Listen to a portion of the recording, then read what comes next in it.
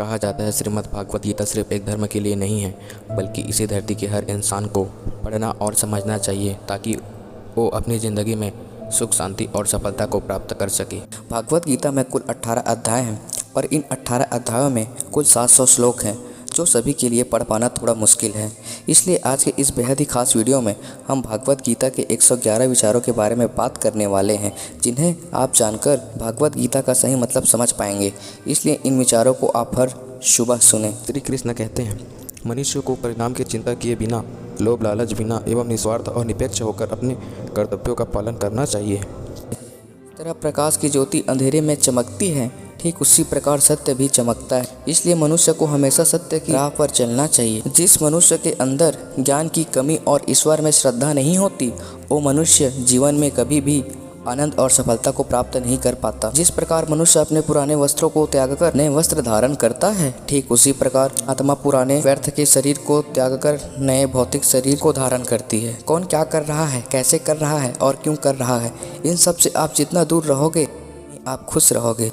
तार व्यक्ति जब संबंध निभाना बंद कर देता है तो समझ लेना आत्मसम्मान को कहीं न कहीं ठेस अवश्य पहुंची है। मोह उसी का करो जिस पर आपका अधिकार है, पर आपका अधिकार ही नहीं, उसका मोह भी नहीं करना चाहिए। दूसरों की तकलीफों को समझता है, में दया है, दिल से अच्छे हैं, दोबारा जन्म लेना नहीं पड़ता। मुक्त व्यक्ति के लिए गंदगी का ढेर और सोना समान है। ये कर्म ही आपकी पहचान है।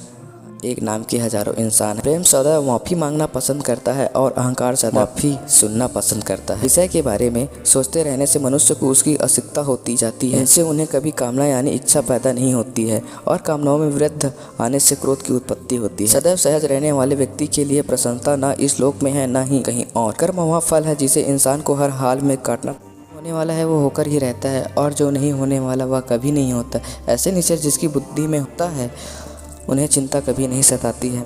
अच्छे कर्म करने के बावजूद भी लोग केवल आपकी बुराई ही याद रखेंगे, इसलिए लोग क्या कहते हैं इस पर ध्यान मत दो, तुम अपना कर्म करते रहो। खामोश रहना अच्छा है, क्योंकि सबसे ज़्यादा गुनाह इंसान की अपनी जुबान ही करवाती है। गीता में भगवान श्री कृष्ण कहते हैं, हे अर्जुन, अपने परम भक्तों जो हमेशा मेरा स्मरण या एक चिंतन मन से मेरा पूजन करते हैं, मैं व्यक्तिगत रूप से मैं उन्हें मार्ग की खाता हूँ। मौन सबसे अच्छा उत्तर है किसी ऐसे व्यक्ति के लिए जो अपने शब्दों को महत्व नहीं देता।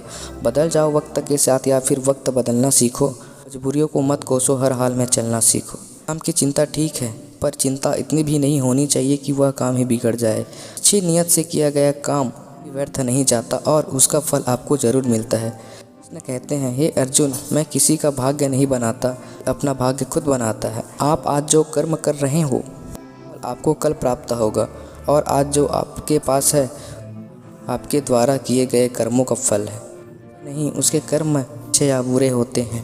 जैसे मनुष्य के कर्म होते हैं वैसे ही फल की प्राप्ति होती है। तुम्हें सिर्फ अपने कर्म करने का अधिकार है, तो कर्म के फलों से तुम अधिकार नहीं हो। तुम ना तो खुद को अपने कर्मों के फल का अधिकार मानो, ना ही कर्म करने में आसक्त हो जाओ। सही कर्म वह नहीं है जिसके परिणाम हमेशा सही हो, अपितु सही कर्म वह है जिसका उद्देश्य कभी गलत ना हो। संसार में कोई भी मनुष्य सर्वगुण संपन्न नहीं होता, इसलिए कुछ कमियों को नज़रअंदाज करके रिश्ते बनाए रखिए। जब भविष्य धुंधला पड़ने लग जाता है तब आपको अपने वर्तमान में केंद्रित करने की आवश्यकता है। जीवन की सबसे बड़ी गलती वही है, गलती से हम कुछ नहीं सीख पाते हैं।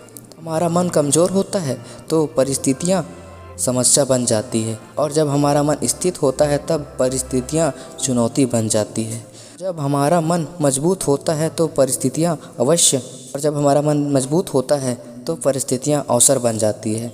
मनुष्य की मानवता उसी वक्त नष्ट हो जाती है जब उसे दूसरों की दुख पर हंसी आने लगती है। समय यही सिखाता है कि ज़िंदगी किसी का इंतज़ार नहीं करती और न ही किसी के लिए रुक सकती है। ज़िंदगी खेलती भी उसी के साथ है जो खिलाड़ी बेहतर होता है। दर्द सबके एक जैसा नहीं है, हौसले सबके अलग अलग हैं। कोई हताश तो कोई बिखर जाता है, तो कोई संघर्ष करके निखर जाता है। ज़रूरी नहीं है हर बार आपके शब्दों को सही समझा जाए, इसलिए कभी कभी चुप रहना ही ज़्यादा बेहतर होता है। जितना अधिक शांत होता है वो उतना ही निंदा से घबराकर अपने लक्ष्य को कभी नहीं छोड़ो, क्योंकि लक्ष्य मिलते ही निंदा करने वालों की राय बदल जाती है। कि हार और जीत आपकी सोच पर निर्भर करती है, इसलिए मान लो तो हार ही होगी और ठान लो तो जीत ही होगी। सबसे समझदार और स्थित बुद्धि वाला व्यक्ति ही है जो सफलता मिलने पर अहंकार से नहीं आता और विफल होने पर गम सबसे गम में नहीं डूब जाता। जीवन में कभी भी किसी के अपनी तुलना मत कीजिए, आप जैसे ही सर्वश्रेष्ठ हैं। जिसने मन को जीत लिया है उसके लिए वह सर्वश्रेष्ठ मित्र है, किंतु जो ऐसा नहीं कर पाया उसके लिए उसका मन उसका सबसे बड़ा शत्रु बन जाता है। आक्रामक विचारों का आना तय है, किंतु यह आप पर निर्भर करता है कि आप उन्हें कितना महत्व देते हैं। हमेशा याद रखना, बेहतरीन दिनों के लिए बुरे दिनों से गुजरना पड़ता है। जीवन में कुछ भी स्थिर नहीं होता, इसलिए स्वयं को तनावग्रस्त न करें, क्योंकि परिस्थितियाँ चाहे कितनी भी खराब क्यों ना हो, बदलेगी जरूर। संसार में परेशानी देने वाले व्यक्ति की हस्ती कितनी भी बड़ी क्यों ना हो, भगवान के दृष्टिकोण से बड़ी कभी नहीं हो सकती। प्रेरणा का सबसे बड़ा स्रोत आपके अपने विचार हैं, इसलिए बड़ा सोचो और खुद को जीतने के लिए हमेशा प्रेरित करो। मन को जीत लिया, अपने ही परमात्मा को प्राप्त कर लिया, क्योंकि अपने शांति प्राप्त कर लिया। ऐसे मनुष्य के लिए सुख दुख, सर्दी गर्मी और मान अपमान एक जैसा होता है। मुश्किलें केवल बेहतरीन लोगों के हिस्से में आती है, क्योंकि वही लोग उसे बेहतरीन तरीकों से अंजाम देने की काबिलियत रखते हैं।